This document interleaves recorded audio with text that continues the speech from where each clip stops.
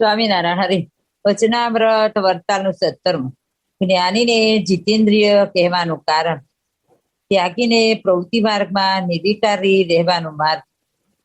સ્વામિનારાયણ હરે. સંવત 1882 પૌષ વદી અમાસને દિવસ સ્વામી શ્રી સહજાનંદ મહારાજ વરતાલ મધ્યે શ્રી લક્ષ્મીનારાયણને સન્મુખ હવેલી ઉપર ગાદી તકિયા નખાવીને વિરાજમાન હતા અને સર્વે શ્વેત વસ્ત્ર ધારણ કર્યા હતા ને પોતાના મુખારવિંદની આગળ સર્વ સાધુ તથા નિર્દિષ્ટ હરિભક્તની સભા ભરાઈ બેઠી હતી.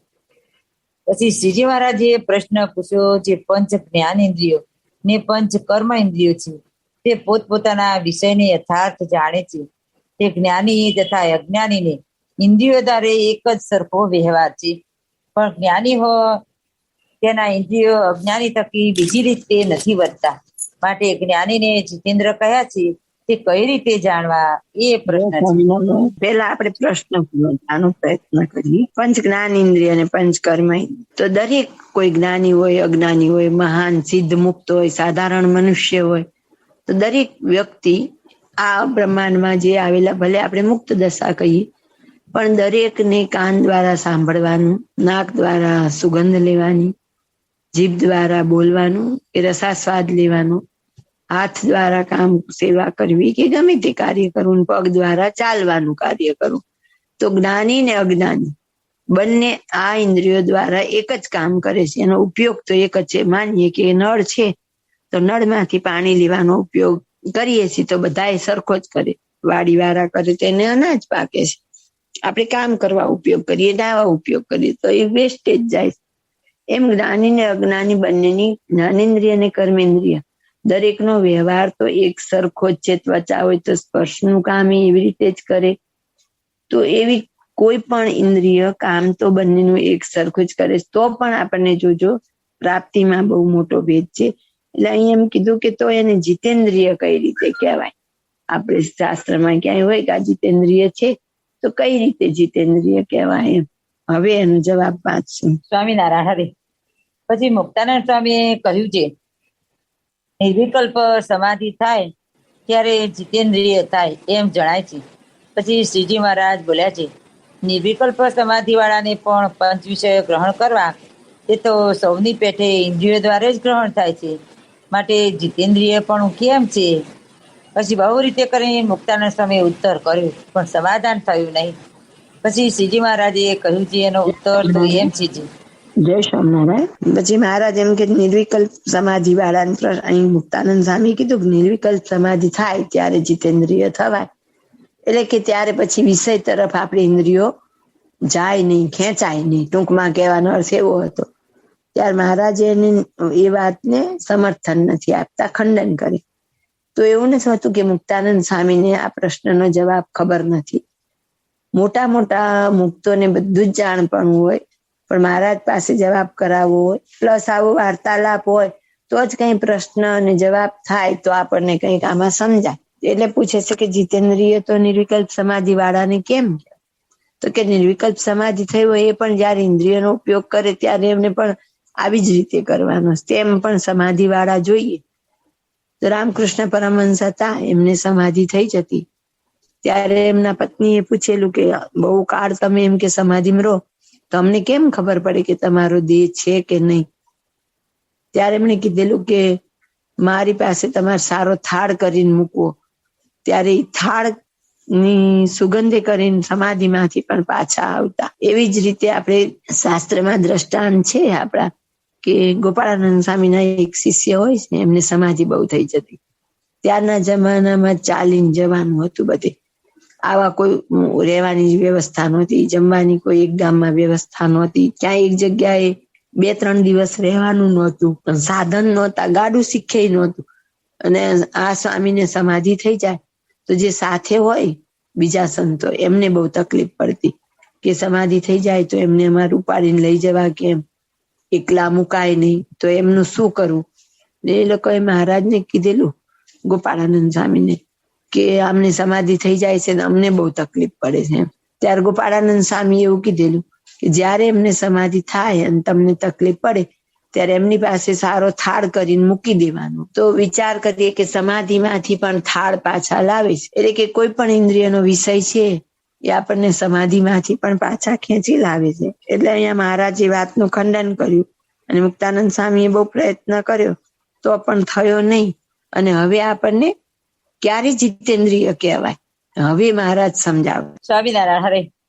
પછી શ્રીજી મહારાજે કહ્યું છે એનો ઉત્તર તો એમ છે, જે શબ્દાદિક જે પંચ વિષય છે તેમાં જે દોષ રહ્યા છે તેને જાણે, અને ભગવાનની જે મૂર્તિ છે તેમાં જે કલ્યાણકારી ગુણ છે તેને પણ જાણે, અને માઇક જે પંચ વિષય તેને ભોગવ્ય કરીને જીવને નરકના કુંડની પ્રાપ્તિ થાય છે ને મહાદુઃખ ભોગવવા પડે છે તેને પણ જાણે. ત્યારે એને પંચ વિષયનો અતિશય અભાવ આવે છે ને એને વિશે વેર બુદ્ધિ થાય છે ને જે સાથે જેને વેર થયું તેને વિશે કોઈ રીતે પ્રીતિ થાય જ નહીં. એમ સમજી જ્યારે પંચ વિષયનું મનમાંથી જેને અતિશય અભાવ થઈ જાય તે જીતેન્દ્રિય પુરુષ કહેવાય. પછી ભગવાનની શ્રવણ કીર્તન આદિ ભક્તિએ કરીને પોતાનું જીવિત પૂરું કરે, પણ વિમુખ જેમની પેટે પંચ વિષયમાં આસક્ત થાય નહીં, એવો હોય તે જીતેન્દ્રિય કહેવાય. જય સ્વામિનારાયણ. હવે મહારાજ કીધું કે પંચ વિષય છે, શબ્દ, સ્પર્શ, રૂપ, રસ ને ગંધ. આ જે પંચ વિષય છે એને આપણે જાણી રાખીએ. હવે શબ્દ માનીએ તો કે ગ્રામ્ય વાર્તા સાંભળવી, કે ભગવાનને ભગવાનના ભક્ત સંબંધી કંઈ પણ કીર્તન, ધૂન, કથા, વાર્તા સાંભળવી આપણે. તો બેયની પ્રાપ્તિમાં કેટલો, શબ્દ તો બેય છે પણ પ્રાપ્તિમાં કેટલો બધો ભેદ પડી જાય છે. અહીંયા કીધું ને કે જે જગતના જીવ છે એ તો પંચ વિષયનો એવી રીતે ઉપયોગ કરે છે ને ભોગવે છે તો નરકના કુંડમાં પડે છે.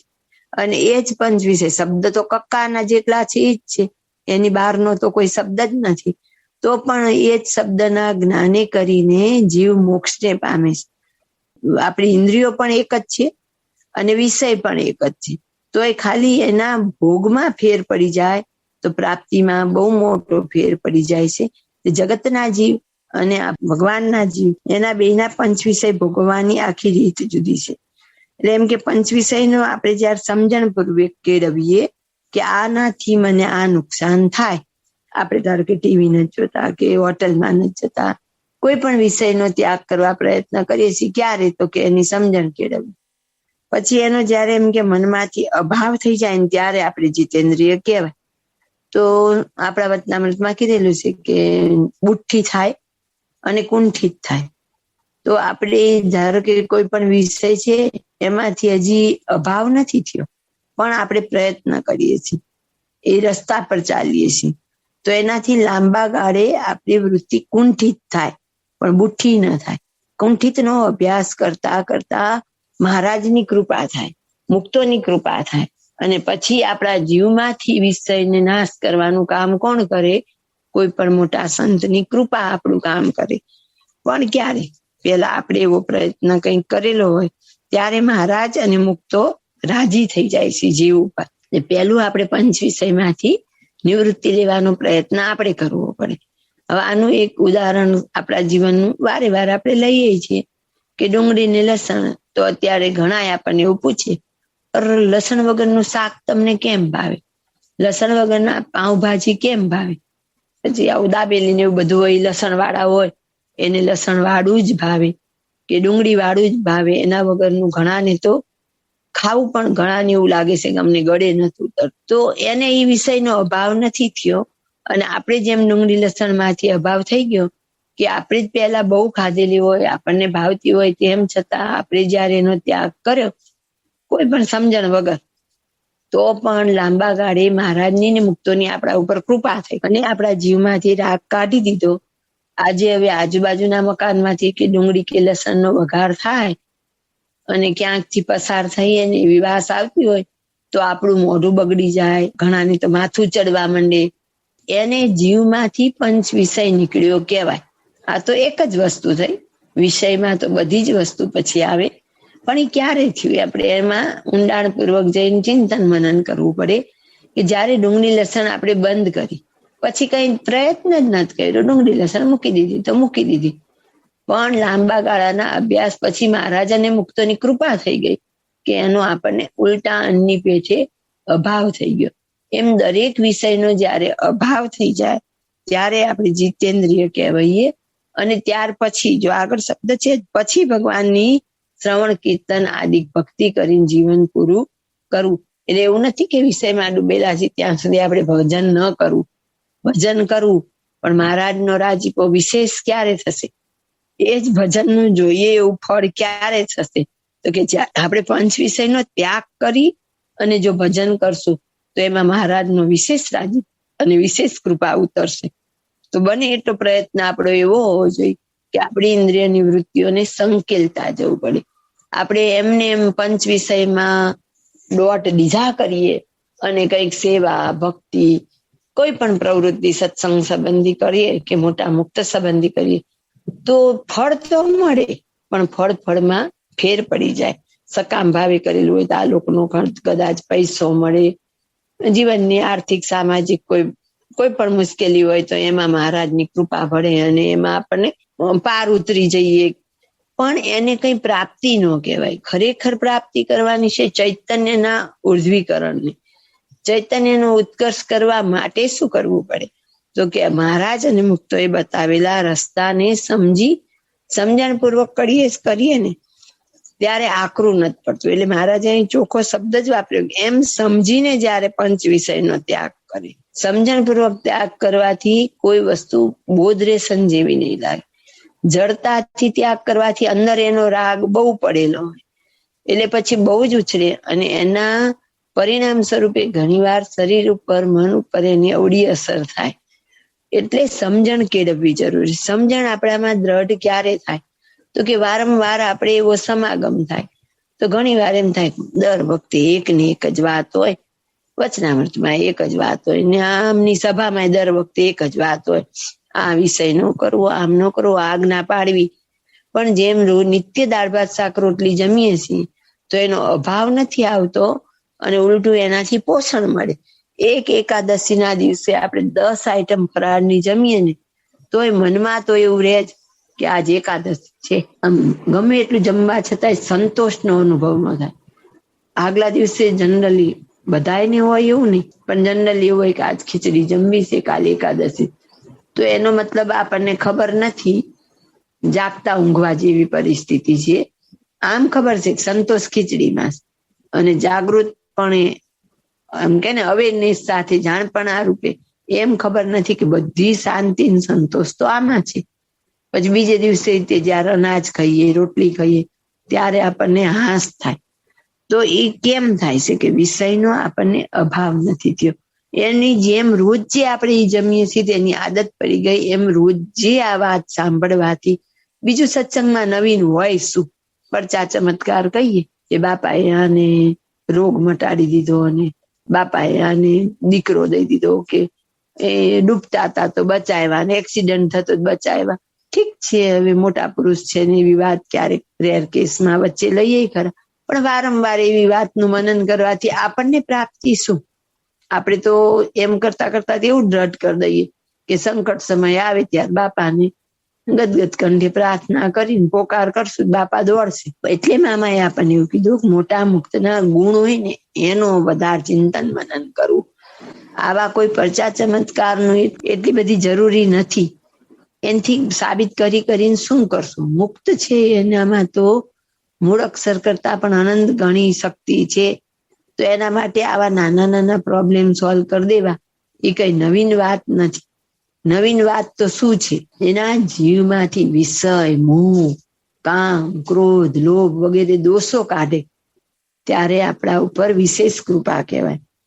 અને આપણે આ માટે સજાગ પણ નથી કે ઓહો આ રસ્તે ચાલ્યા, મોટાની કૃપા આવી, પછી મારા સ્વભાવમાં મારા વિષયમાં કેટલો ફેર પડ્યો. મહારાજે આપણને જે નામું લખવાનું કીધું છે ને એ પંચ વિષયનું નામું કીધેલું કે કેટલા વિષય છૂટ્યા ને કેટલા રહ્યા એનું નામું નિરંતર લખવું. પણ આપણે ક્યારેય એવી કોઈ વાતનું ઊંડાણપૂર્વક વિચાર કરતા જ નથી. એટલે અંતે આપણે જ્યાં હોઈએ ને ત્યાં ઉભા રહીએ છીએ. આપણે આગળ પ્રગતિ જેવી થવી જોઈએ એવી થતી નથી. જય સ્વામિનારાયણ. પછી શ્રીજી મહારાજે બીજો પ્રશ્ન પૂછ્યો છે. એક ત્યાગી સંત છે, તે તો કેવળ નિવૃત્તિ માર્ગ વાળા છે, અને તે એમ જાણે છે જે અમે આત્મા છીએ, પણ દેહને પોતાનું રૂપ માનતા નથી. ને તેના દેહની રીત તો જળ ને ઉન્મત્તના જેવી હોય, અને તે પુરુષને જાતિ વર્ણાશ્રમનું તેનું અભિમાન હોય નહીં. ને ખાવું પીવું ઉઠવું બેસવું તે સર્વે ઘેલાના જેવું હોય, પણ લોકમાં મળતું આવે તેવું ન હોય. ને એવા જે ત્યાગી હોય તેને કોઈનો સંગ પણ રહે નહીં. જેમ વનનું મૃગલું હોય તેની પેટે ઉન્મત્ત થકો એકલો ફરતો રહે, ને એને કોઈ રીતનું બંધન પણ થાય નહીં. તો પણ અહીંયા સંત બાની કે ગૃહસ્થ બાની સાધક આપણા માટે શું, તો કે મહારાજની પામવા નીકળેલો કોઈ પણ ચૈતન્ય એને આપણે ત્યાગી સંત સાધક જે માનશું. આજે મહારાજ આપણને સમજાવવા માંગે છે તો આપણે સાધકની દ્રષ્ટિએ જોશું. અહીં બે સંતની કમ્પેરિઝન છે. માનીએ કે કોઈ બે ચૈતન્યની કમ્પેરિઝન છે, તો કે એક ત્યાગી સંત તો કે કેવળ નિવૃત્તિ, જેમ ભરતજી બધું જ છોડીને જતા રહ્યા વનમાં, અને ભજન કરવું, સેવા તપ જે કંઈ કરતા હશે એ જ કર્યા કરવું. એટલે એમ કીધું ને કે એની દેહની તો રીત ઉન્મત્ત જેવી હોય, એની ખાવા પીવા બેસવા ઉઠવાની કઈ આમ નક્કી ટાઈમ જેવું ને એવું ન હોય એમ, અને કોઈનો સંગ પણ ન રાખે, અને એકલા એકલા પોતાની મસ્તીમાં ફર્યા કરે. ભજન કે તપ કઈ પણ એને જેમાં રુચિ હોય એ કરીને આપણા માટે મહારાજને પ્રસન્ન, બીજા માટે માનો કે કોઈ પણ જેની એને ઈચ્છા હોય એને પ્રાપ્તિ માટે આ રીતે કરે પ્રવૃત્તિ. હવે બીજા સંતની વાત આવશે, એને નિવૃત્તિ કહેવાય. શું, તો કે એક પણ કોઈ પ્રવૃત્તિમાં માથું મારવાનું નહીં. એવા એક નિવૃત્તિ વાળા સંત છે. અને હવે બીજી પ્રવૃત્તિ વાળાની વાત આવશે. સ્વામિનારાયણ હરે. અને બીજા ત્યાગી સંત છે તે તો નિવૃત્તિ માર્ગ વાળા છે, તો પણ પ્રવૃત્તિ માર્ગમાં વર્તે છે. અને જે પ્રવૃત્તિને યોગ્ય કરીને કામ ક્રોધ લોભ મોહ મદ મચ્છર આશા તૃષ્ણા ઇત્યાદિ દોષ હૃદયને વિશે પ્રવર્તે તેવી ક્રિયાને વિશે પ્રવર્તે છે, ત્યારે કોઈક જાતનો અંતરમાં વિકાર પણ થઈ આવે છે. માટે ત્યાગીને પ્રવૃત્તિ માર્ગમાં રહેવું ઘટે કે ન ઘટે, અને વળી એ પ્રવૃત્તિ માર્ગમાં રહેતા થતા કોઈ રીતે નિર્વિકાર કહેવાય. અને તમે કહેશો જે જો પરમેશ્વરની આજ્ઞાએ કરની એ પ્રવૃત્તિ માર્ગમાં રહે તો બંધન ન થાય, તે ઉપર એ આશંકા છે. જે પરમેશ્વરની આજ્ઞા કરની ભાંગ પીએ તો શું ગાંડું ન થાય? જરૂર ગાંડું થાય. માટે ત્યાંથી કેવી રીતે પ્રવૃત્તિ માર્ગમાં રહે તો બંધન ન થાય, એ પ્રશ્ન છે. પછી નિત્યાનંદ સ્વામી અને સુખમુનિએ એનું સમાધાન કરવા માંડ્યું, પણ યથાર્થ ઉત્તર થયો નહીં. જય સ્વામિનારાયણ. પેલા હવે આપણે આ સમજી લઈએ આટલું. પેલા આપણે જોયું કે એક નિવૃત્તિ માર્ગ પકડીને કોઈ પ્રવૃત્તિ નથી કરતા, બસ એક બાજુ બેસીને ભજન કરે અને પોતાનું જીવન પૂરું કરે. હવે બીજી વાત છે, બીજા કમ્પેરિઝનની વાત છે, તો કે ત્યાગી સંત છે નિવૃત્તિ માર્ગ વાળા. નિવૃત્તિ માર્ગ એટલે ત્યાગાશ્રમ, પણ આપણે અહીં ત્યાગાશ્રમ નહીં, આપણા જીવનમાં પણ આ જોવાનું છે કે આપણે બધી બીજી પ્રવૃત્તિઓનો સંકેલો કરીને બેઠા છીએ. તો કે છે નિવૃત્તિ માર્ગ વાળા તો પણ પ્રવૃત્તિ માર્ગમાં છે, એટલે કે ત્યાગી છે પણ મંદિર સંબંધી સત્સંગના ઉત્કર્ષ સંબંધી પ્રવૃત્તિ કરે છે. એને તો હવે જ હોય, તો કે થઈ ગયા તો એ પ્રવૃત્તિમાં જ વ્યસ્ત. તો કે એ પ્રવૃત્તિના યોગે કરીને એની અંદર કામ ક્રોધ લોભ મદ મત્સર ઈર્ષ્યા કઈ પણ કામ કરતા હોય તો પછી એને કોઈ બરાબર ન થતું હોય તો ક્રોધ આવી જાય, કોઈ એના બરોબરિયા હોય તો ઈર્ષ્યા પણ આવી જાય. એટલે કે આ માર્ગે ચાલવાથી એનામાં કોઈ પણ વિકાર ઉત્પન્ન થવાનો ચાન્સ ખરો. લોભ, તો કે લોભ કેવી રીતે, તો કે કોઈ સાત્વિક પ્રવૃત્તિ કરવા માટે જ માંગે છે, પણ એ સંત જેટલાને જોવે એની પાસેથી ધારો કે પૈસાની માંગણી કરે, કોઈ વસ્તુની માંગણી કરે, પછી એમ કરતા કરતા જરૂરતથી થોડું વધારે લેવાની આદત પડી જાય. તો કે આવા બધા એનામાં દોષ છે ને એ અંદર પ્રવેશ કરે છે, અને ત્યારે એને વિકાર પણ થઈ આવે છે. બરાબર. હવે એક હતા જે બિલકુલ નિવૃત્તિ માર્ગ વાળા હતા, અને આ છે નિવૃત્તિ માર્ગ એટલે કે ત્યાગાશ્રમમાં, પણ ત્યાગાશ્રમમાં રહીને પ્રવૃત્તિ માર્ગ છે એમનો. તો કે એ બે છે, એમાંથી નિવૃત્તિ માર્ગમાં રહીને આવી પ્રવૃત્તિ મારે એનું મન નિર્વિકાર કેવી રીતે રહે? પ્રશ્ન અહીં એવો છે કે તો કોઈ પણ ભલે સાત્વિક પ્રવૃત્તિમાં જોડાયેલા છે એ ચૈતન્ય, પણ એને બંધન ન થાય એવું કેવી રીતે બને? પ્રવૃત્તિમાં પ્રવર્તે છતાં એને બંધન ન થાય. એટલે આગળ જીતેન્દ્રિય પુરુષની વાત હતી કે એની પાસે વિષય છે સામે, પણ એને વિષયનો જ અભાવ છે, એટલે એને વિષય બંધન કરશે નહીં. તો અહીંયા સંતો આપણને એવું પૂછે છે મહારાજને કે જો કોઈ પણ હોય અને ભગવાનની આજ્ઞા કરીને ભાંગ પીવે તો એની અસર તો કરે ને, એમ કે આપણે ઝેર પીએ ભૂલથી પણ તો એ અસર તો કરે ને, એમ પ્રવૃત્તિમાં રહ્યા થકા એને પ્રવૃત્તિ બંધન કરે ખરી. અહીંયા પૂછવાનું તાત્પર્ય આવું જ છે કે કોઈ પણ પ્રવૃત્તિ આપણે હાથમાં લઈએ, ભલે સત્સંગ સંબંધી હોય, પણ એ આપણને થોડીક વિઘ્નકારી તો ખરી. ચોક્કસ ભગવાન ભજવામાં કે આપણા સિદ્ધાંતમાં થોડું ઘણું આઘું તો થાય જ. જો એક ખૂણો પકડીને આપણે નિવૃત્ત થઈને બેસી જઈએ, સત્સંગ સંબંધી કોઈ જ પ્રવૃત્તિ ન કરીએ તો એવું થવાના ચાન્સ નથી. પણ જો પ્રવૃત્તિ કરીએ તો ચોક્કસ આમાંથી કોઈ ને કોઈ દોષ આપણને પીડે જ. પણ એકે રીતે આ તો બધા પ્રશ્ન પૂછેલા હતા કે આવા હોય તો એને શું ભાંગ પીવી તો બંધન કરે જ ને, એમ નિવૃત્તિમાં રહ્યા થકા પરમેશ્વરની આજ્ઞાએ જો પ્રવૃત્તિ કરે તો એને શું બંધન ન થાય? પ્રશ્નનો ખરેખરો હાર્દ આવો છે. કહેવાનો મતલબ એવો છે, કોઈ પણ મોટાની કે મહારાજની અનુવૃત્તિમાં રહીને પણ જો પ્રવૃત્તિ કરવામાં આવે તો એ પ્રવૃત્તિ બંધન કરે કે નહીં? ટૂંકમાં પ્રશ્ન આવો છે.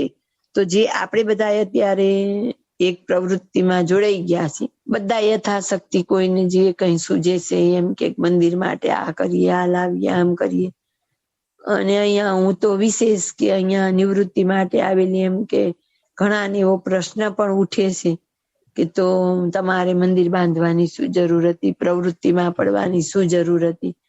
તો તમે પણ પ્રવૃત્તિમય જ થઈ ગયા, કાર્ય સત્સંગમાં બંધાઈ ગયા. ચોક્કસ પૂછનારાની દ્રષ્ટિએ વાત સાચી જ છે.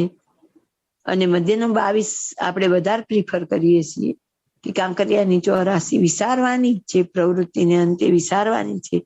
બાપાશ્રીની વાતનો પણ મહદ અંશે તો એ જ નીકળે છે અર્ક કે પ્રવૃત્તિ વિસારી અને મૂર્તિમાં જોડાવ. એટલા માટે જ ઈશ્વર સ્વામી, વૃંદાવન સ્વામી, ઘનશ્યામ સ્વામી આ બધા જ સંતોને મહંત પદ મુકાવેલું. એટલે બાપાશ્રીનો મુખ્ય સિદ્ધાંત કહીએ તો પ્રવૃત્તિ નહીં, કેવળ મૂર્તિ સાધવાનો પ્રયત્ન કરો. પણ હવે માનો કે આપણે અહીંયા આપણું ઘર રિપેર કરાવતા હોઈએ, એ રીતે એમ કે કોઈ પણ રીતે મહારાજ આપણને આ પ્રવૃત્તિમાં જોડ્યા, ભલે એની અંદર સૂક્ષ્મમાં પૂર્વનો આપણો રહેલો રાગ, ત્યારે જ આપણને આવી પ્રવૃત્તિઓમાં મહારાજ જોડતા હોય. હું જોડાવું એટલે તમને બધાને જોડું, અને બધાને જોડ્યા ખરા, બધા આ વખતે આવશે ખરા. તો બધા પ્રવૃત્તિમાં પડી ગયા આપણે તો. ભલે આપણે કોઈ એવી નિવૃત્તિ લઈને નહોતા બેઠા કે સામાજિક વ્યવહારમાં નહોતા જતા, ઘર કોઈ દી રિપેર નહોતા કરાવતા, એવું તો આપણે કરીને એટલો ત્યાગ કરીને બેઠા નથી. ડૂબેલા તો એન કે કોઈ પણ પંચ વિષયમાં જ હતા, પણ એના બદલે હવે ભગવાન સંબંધી પંચ વિષયમાં આપણે જોડાના. તો અત્યારે આપણા મનમાં એક ક્લિયર હોવું જોઈએ કે આપણે જે પ્રવૃત્તિમાં પડી ગયા તો શું આપણો રસ્તો બદલાઈ ગયો છે? શું આપણે મહારાજ અને મોટાના સિદ્ધાંતને થોડા કે સાઈડ કરીને આ પ્રવૃત્તિ કરીએ છીએ? તો આવા અનંત પ્રશ્ન હોય, પણ આ વચનામૃતમાં મહારાજ આપણને એ વાત સ્પષ્ટ સમજાવશે કે કઈ રીતે નિવૃત્તિમાં રહીને પ્રવૃત્તિમય છીએ અને કઈ રીતે પ્રવૃત્તિમાં રહીને નિવૃત્તિમય છીએ. એનો ઉપાય આગળ આપણને મહારાજ સમજાવશે. પણ પ્રશ્ન એ જ હતો કે જો આપણે કોઈ પણ પ્રવૃત્તિ કરીએ તો પ્રવૃત્તિ બંધનકારી તો થાય ને થાય.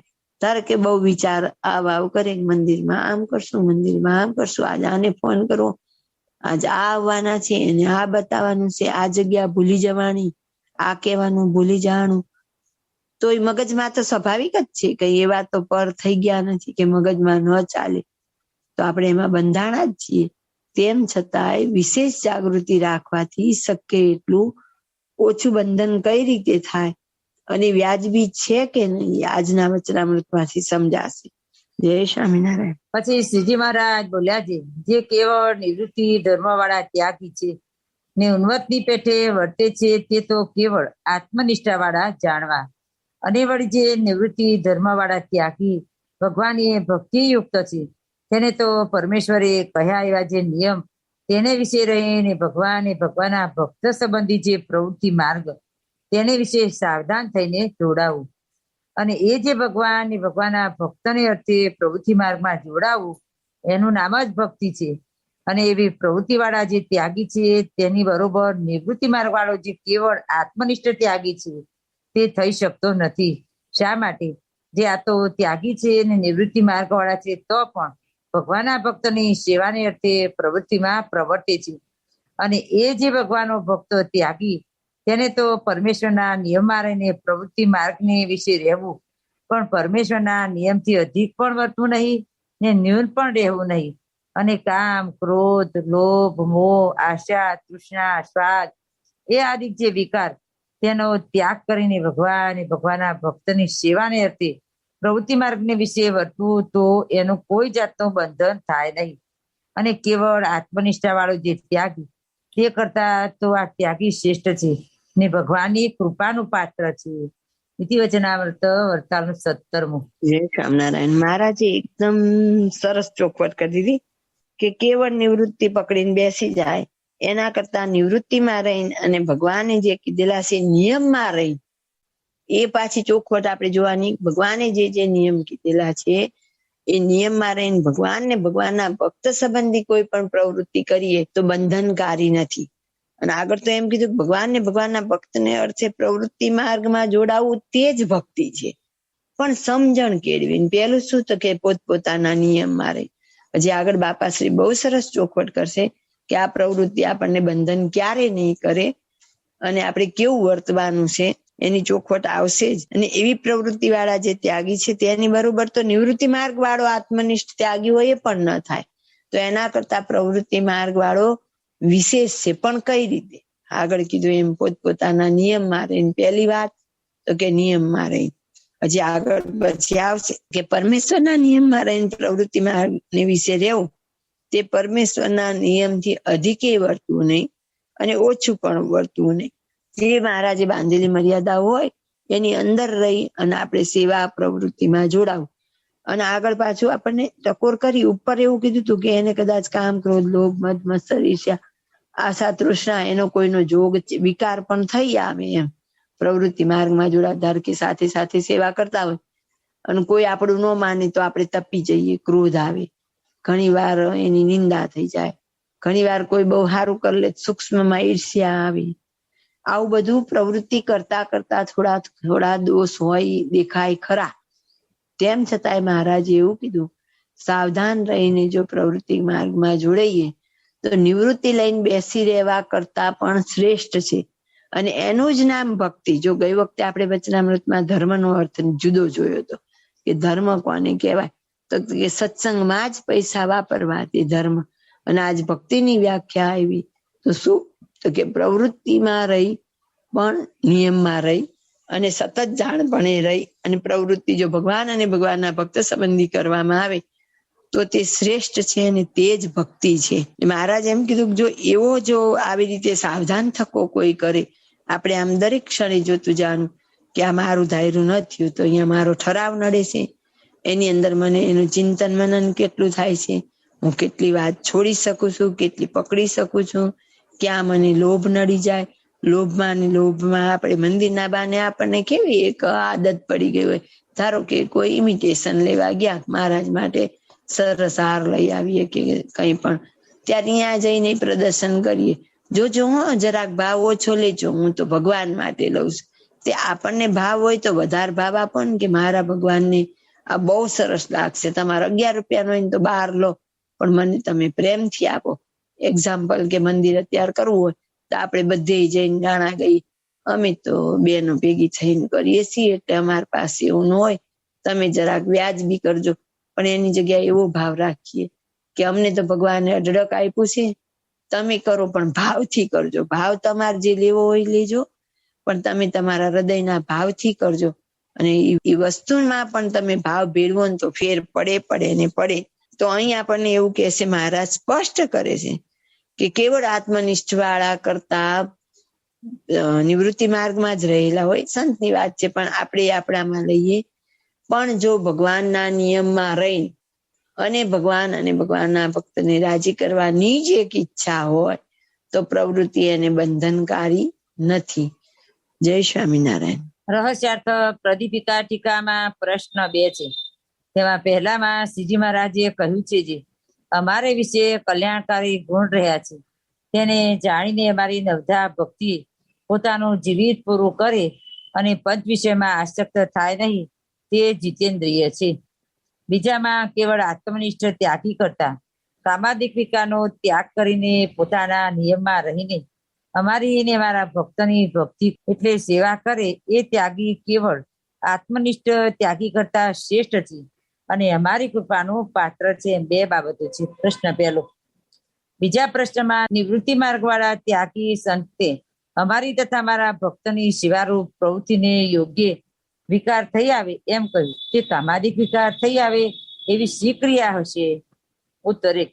દેવની સેવામાં રહ્યા હોય ત્યાં સ્ત્રી આદિ દેખવામાં આવી જાય ને કોઈક વખત રજોગુણ આવ્યો હોય તે સમયે કામનો ખોટો સંકલ્પ થઈ જાય તથા કોઠાર ભંડારમાં રહ્યા હોય ને બીજા સંતની સેવા બતાવે તે કહ્યું ન માને ત્યારે તેના પર ક્રોધ થઈ આવે અને ઘણા પદાર્થ દીઠામાં આવે તેમાં પોતાનો સાથ સાધવાનો સંકલ્પ થાય એ લોભ કહેવાય તથા ખાવાની વસ્તુ સારી હોય તેને ખાવાનો સંકલ્પ રહી જાય તે મોહ કહેવાય તથા પોતાને કોઠાર કે ભંડારનો અધિકાર મળ્યો હોય તેનો ગર્વ આવે એ મદ કહેવાય તથા પોતાથી નાના હોય તેની કોઈ પૂજા સેવા સન્માન કરે ને તેની ન કરે તો મત્સર આવે તથા પોતે સેવા કરતો હોય તેના ફળની ઈચ્છા રહે જે હું સેવા કરું છું તે મને ઘી દૂધ મળે કે ગાદી તકીઓ આપે તો ઠીક એવી ઈચ્છા રહે તે આશા કહેવાય અને તે ઈચ્છા પૂરી ન થાય તો તેની તૃષ્ણા રહે.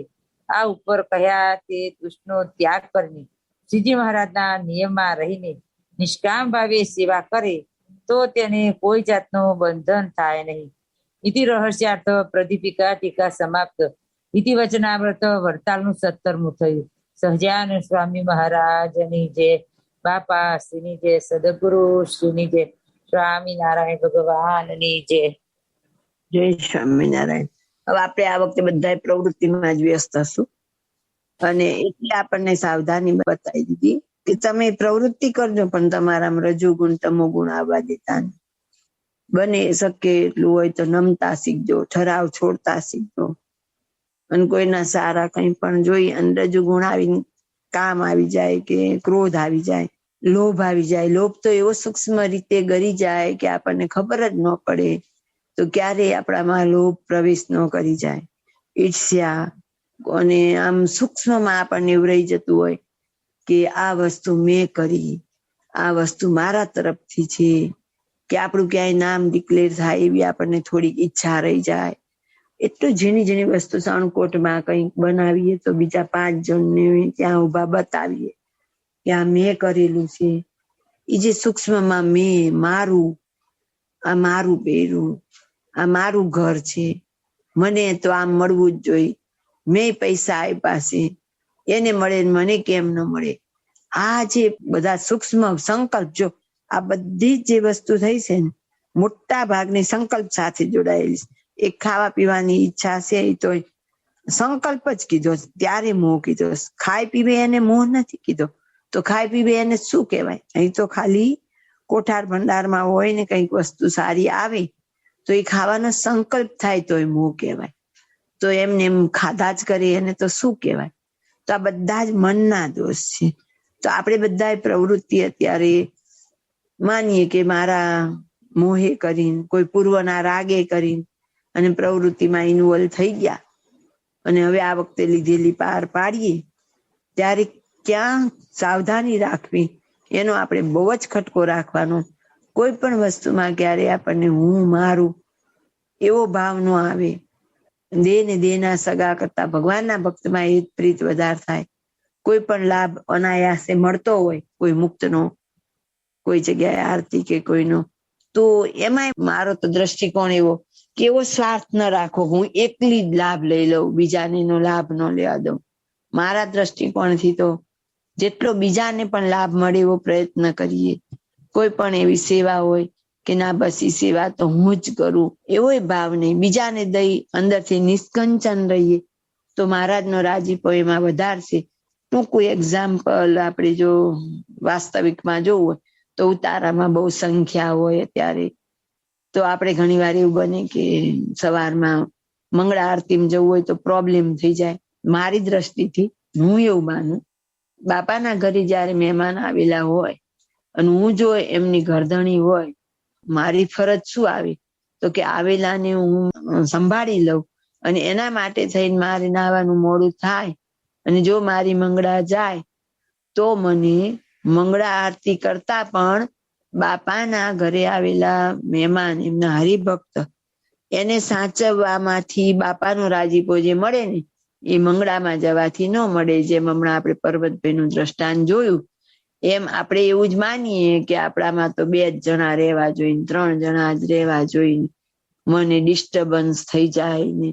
તો એના કરતા એ ભગવાનના ભક્તને જો આપણે સાચવશું, જેમ દેહના સગાને સાચવીએ છીએ, ખાલી એટલા જ એથી વિશેષ સાચવવાના છે કે આ તો ભગવાનના ભક્ત છે. મારા ઘરે ક્યાંથી આપણે પાછા જો ગઈએ ને કીર્તન, તો પાછા સરસ સારા અવાજે ગઈએ નાખીએ કે એમાં આપણે એમ કહીએ મારે ઘેર સંત રહે નિત્ય સામટા. તો આપણે કઈ ભગવું કપડું પહેરેલા હોય જે સંત નહીં, પણ હરિભક્તો પણ આવા હોય સારા. ગમે તે બાપાના ઘરે આવેલો તો તમામ સરખા, અને એવા કોઈ બેને આપણે સ્વેચ્છાએ સાચવી લઈશું. થોડીક અગવડ સગવડ વેઠીને, કદાચ આપણા માટે પાગરણ ઓછું રહે, નાવામાં આપણને વહેલું મોડું થાય, તો એવી તકલીફ પેઠીને પણ જો કોઈ બેને સાચવશું તો મારી દ્રષ્ટિએ મને એવું લાગે કે એમાં મહારાજ બાપાનો રાજીપો વિશેષ હોય. એક વખત બાપાની વાતમાં છે ને કે ગોપાળાનંદ સ્વામીએ મહારાજ અને મુક્તોનું ખરાબ બોલનારા જીવનું પણ કલ્યાણ કર્યું. પછી બીજા સંતે ફરિયાદ કરી કે મહારાજ આમને તો એવા હતા તો પણ એમનો મોક્ષ કર્યો. ત્યારે મહારાજ એમ કે છે કે મારું કામ તમે કરી લો તો રાજી થવું ને. એમ બાપાના ઘરે આવેલા કોઈ પણ જીવ છે એ બધામાં બાપાનો રાજીપો જોઈ થોડો ઘણો આપણે ભીડો વેઠી અને બને એટલા નમ્ર થઈ અને કેવળ નિષ્કામ ભાવી જે કઈ પ્રવૃત્તિ કરીએ છીએ, કેવળ અને કેવળ મહારાજ અને મુક્તોની પ્રસન્નતા અર્થે, મામાના શતાબ્દી નિમિત્તે મામા અને માસીનું નામ રોશન કરવા, મામા અને માસીનો રાજીપો મેળવવા, જો કેવળ એવી રીત કરવામાં આવતી હશે તો આ પ્રવૃત્તિ બંધનકારી નહીં બને. ને જો આવા ભાવથી કરવામાં નહીં આવે તો ચોક્કસ આપણને પણ પ્રવૃત્તિ બંધનકારી થશે. હવે આપણને પહેલેથી જ આ વાત મહારાજે આજ વચનામૃત દ્વારા સમજાવી દીધી. તો આપણું જીવનમાં શું લક્ષ્ય હોવું જોઈએ? તો કે હવે આપણે આવી રીતે કરવાનું. જે પણ સેવા કરવી, માનો કે સવારમાં આપણે મંદિરમાં કચરો વાળવો જરૂરી છે અને એક બાજુ મારે માળા કરવી છે, તો કચરો બાકી હોય તો માળા કરવી આવશ્યક નથી. માળા વહેલા મોડી કરી લઈએ તો ચાલે, પછી જડતા પકડીએ. મારે તો નિયમ જ છે કે આટલી માળા વગર આમ કરવું જ નહીં, પણ ત્યાં જરૂર છે, આવશ્યક સેવા છે તો એને પેલા ઇમ્પોર્ટન્સ આપીએ. એ વિવેક છે આપણો કે કયા સમયે શું થવું જોઈએ. બધા જ જેટલા હરિભક્તો આવીએ એ જો આપણે એવી અપેક્ષા રાખીએ કે મને બધી આરતીના દર્શન થાય, બધી કથા પૂરી સંભળાય, તો બાકીના કાર્ય કોઈ લે નહીં. માનો કે એક સેવા આપણે ગમે તે સ્વીકાર કરેલી છે, ભલે પછી શાક સમારવું હોય, વાસણ ઉટકવાની હોય કે ગમે તે નાની મોટી, અને એ જ વખતે બીજી જગ્યાએ કોઈ સારું પ્રસંગ ચાલી રહ્યો, પણ જે ખરેખર સેવાનો અધિકારી સાચો ભગવાનને પ્રસન્ન કરવા માટે કરતો હોય, તો જ્યાં સુધી એની સેવામાં જરૂરત છે ત્યાં સુધી એને મહારાજને રાજી કરવાનો ઉપાય એ જ કે એ સેવામાંથી એને હટવું નહીં. જો બધા એવું જ વિચારીએ કે જ્યાં નવરા હોય કઈ ન હોય તો સેવા કરશું, બાકી નહીં, એવી સેવા કરતા મહારાજ આપણે ત્યાં રહેશું સેવામાં તો વિશેષ પ્રસન્ન થશે. એવા તો આપણા સત્સંગમાં ઘણા દાખલા છે અને આપણને બધાને વારે વારે આપણે કીધેલું જ છે. રાજાભાઈ કોઈ શાસ્ત્રમ 12 વર્ષ છે, કોઈમાં 14 વર્ષ, મહારાજ હયાત હતા તો પણ એક પણ વખત દર્શન કરવા ગયા નથી. તો મહારાજના ધ્યાનમાં બધું હોય જ. મહારાજ અંતર્યામી છે, એમને એવું જોવાની પણ જરૂર નથી કે ભાઈ નજીક હશે ને એમને ચોપડેનો અંશ થશે કે આણે આટલી સેવા કરી કે આટલી. મહારાજ અણુમાં વ્યાપેલા છે, અંતર્યામી છે, અને બધી જ ખબર છે. પણ કેવળ અને કેવળ જેટલું કરીએ, ભલે આપણાથી થોડી સેવા થાય, બધાના શરીર એવા નથી કે એટલું ખેંચી જ શકે, પણ કેવળ અને કેવળ મહારાજ અને મુક્તની પ્રસન્નતા અર્થે નિષ્કામ ભાવે કરશું તો આપણને પ્રવૃત્તિ બંધનકારી નહીં થાય. પણ જો આવી રીતે નહીં થાય તો વિષયના પ્રવાહમાં આપણને ખેંચાતા પણ વાર લાગશે નહીં. ઇતિ વચનામૃતમ. ઇતિ વચનામૃત વડતાલનું 17મું થયું. સહજાનંદ સ્વામી મહારાજની જય, બાપા શ્રીની જય, સદગુરુ શ્રીની જય, સ્વામિનારાયણ ભગવાનની જય.